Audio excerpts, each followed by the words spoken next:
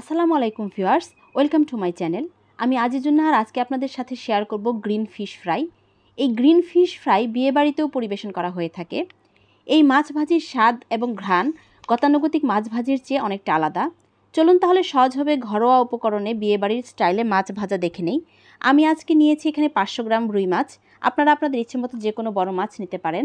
মাছটাকে ভালো করে ধুয়ে নিয়েছি। এখন মাছগুলোকে একটু লবণ ও 2 টেবিল চামচ লেবুর রস দিয়ে ভালো করে ম্যারিনেট করে রেখে দেব 20 মিনিটের জন্য।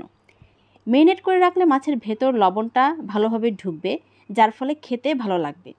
আর লেবুর রস মাছের আষ্টে গন্ধটা দূর করতে সাহায্য করে এবং স্বাদটাও বৃদ্ধি করে। এবার আমি মাছ ভাজার জন্য যে গ্রিন মশলাটা প্রয়োজন সেটা তৈরি করে নেব। প্রথমে নিয়ে নিব কিছু ধনেপাতা। ধনেপাতাগুলোকে ব্লেন্ডার জারে নিয়ে নেব। এখন এতে অ্যাড করব 5টা কাঁচামরিচ, 3 টেবিল চামচ বেসন এবং 3 টেবিল চামচ কর্নফ্লাওয়ার। আপনারা ইচ্ছা করলে কর্নফ্লাওয়ারের পরিবর্তে চালের গুঁড়াও ইউজ করতে পারেন। এরপর এতে মেশাবো 1 চা চামচ হলুদের গুঁড়া, 2 চা চামচ মরিচের গুঁড়া, 1 চা চামচ ধনিয়া গুঁড়া এবং হাফ চা চামচ জিরা গুঁড়া। এখন এতে নিয়ে নেব 1 কাপের মতো পানি।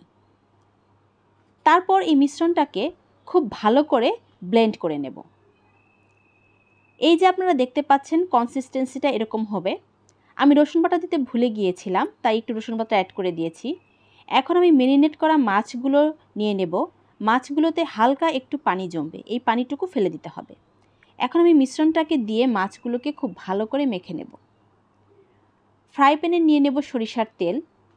তেলটা গরম হয়ে আসলে একে একে মাছগুলো দিয়ে দেব। চুলার আঁচ রাখতে হবে মাঝারি এবং মাছগুলোর এক পাশটা পুরোপুরি হয়ে গেলে উল্টে দিতে হবে, তা না হলে মিশ্রণটা মাছ থেকে সরে যেতে পারে। হয়ে গেল আমার মাছ ভাজি। এবার মাছের সাথে মশলাটা তৈরি করব। যে তেলে আমি মাছগুলো ভেজেছিলাম সেই তেলে নিয়ে নেব 1 কাপ পরিমাণ পেঁয়াজ কুচি। পেঁয়াজ কুচিটা একটু লাল হয়ে আসলে বাকি মিশ্রণটুকু পেঁয়াজে দিয়ে দেব। আপনারা ইচ্ছা করলে এটা স্কিপ করতে পারেন। আমার কাছে খেতে ভালো লাগে, তাই আমি ধনেপাতার মিশ্রণটা মিশিয়েছি।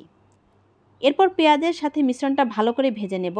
তারপর এতে অ্যাড করব একটু আস্ত ধনেপাতা। ব্যাস হয়ে গেল আমার গ্রিন ফিশ ফ্রাই। এটা খেতে বাইরে থেকে মুচমুচে এবং ভেতরটা জুসি টাইপের। এই গ্রিন ফিশ ফ্রাই আপনারা পোলাও, খিচুড়ি, সাদা ভাত সব কিছুর সাথে খেতে পারেন। আপনারা অবশ্যই রেসিপিটা একবার ট্রাই করে দেখবেন। তো ভালো থাকবেন সবাই বন্ধুরা।